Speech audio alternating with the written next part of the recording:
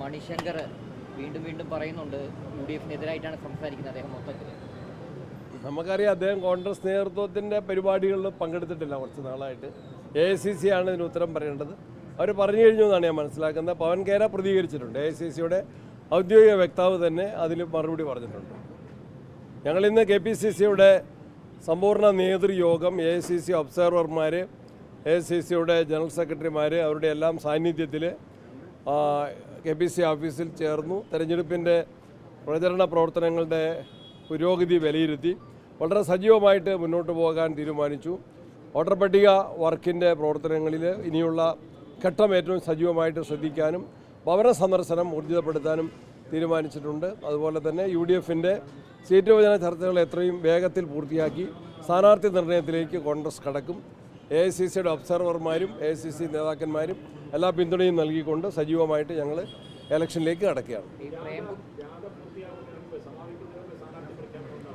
അങ്ങനെ ഒരു cut off date പറഞ്ഞിട്ടില്ല. ജാഥയുടെ ഇടയിലും ഞങ്ങൾ ഇന്നലെ എറണാകുളത്ത് ചർച്ച നടത്തി. ഇന്നിപ്പോൾ ഈ മീറ്റിംഗ് ഉണ്ട്. പ്രതിപക്ഷ നേതാവും രാവിലെ പങ്കെടുത്ത പ്രചരണ കമ്മിറ്റിയുടെയും അതുപോലെ തന്നെ മാനിഫെസ്റ്റോ കമ്മിറ്റിയുടെയും യോഗത്തിൽ അദ്ദേഹം ഓൺലൈനായിട്ട് പങ്കെടുത്തു. ശശി തരൂർ അമേരിക്കയിലായിരുന്നു. അദ്ദേഹം ഓൺലൈനായിട്ട് ആ മീറ്റിങ്ങുകളിൽ പങ്കെടുത്തു. ജാഥയുടെ ഇടയിൽ തന്നെ ഞങ്ങളുടെ ഡിസ്കഷൻ്റെ പ്രോഗ്രസ് ഞങ്ങൾ വിലയിരുത്തും. ജാഥ അതിനോട് തടസ്സമല്ല. ജാഥ സമാപനം അതിന് ഒരു കട്ട് ഓഫ് ഡേറ്റ് അല്ല. അതിനിടയിൽ അതിന് ശേഷവുമായിട്ട് കാര്യങ്ങൾ തീർക്കും.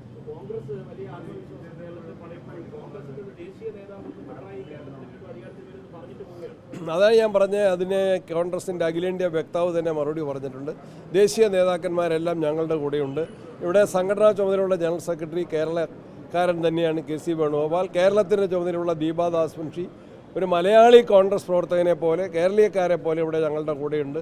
4 ദേശീയ നേതാക്കന്മാർക്ക്, അത് സച്ചിൻ പൈലറ്റ്, അതുപോലെ തന്നെ കർണാടക മന്ത്രി ശ്രീ KJ ജോർജ്, കനയ്യകുമാർ, ഇവരെല്ലാം ഇന്ന് ഇവിടെ മീറ്റിങ്ങിലുണ്ട്. അവരുടെ എല്ലാം സാന്നിധ്യത്തിലും നേതൃത്വത്തിലും ഞങ്ങൾ ശക്തമായിട്ട് മുന്നോട്ട് പോകും, ഒറ്റക്കെട്ടായിട്ട് മുന്നോട്ട് പോകും. പഞ്ചായത്ത് ഇലക്ഷനിലെ റിസൾട്ട് നമ്മുടെ മുമ്പിലുണ്ട്. അത് വലിയ ചൂണ്ടുവലയാണ്. സെമി ഫൈനലിൽ നല്ല മാർക്കിൽ ജയിക്കാൻ സാധിച്ച ഞങ്ങൾ തന്നെ ഫൈനലിൽ കപ്പടിക്കും. ആ കാര്യത്തിൽ സംശയമില്ല.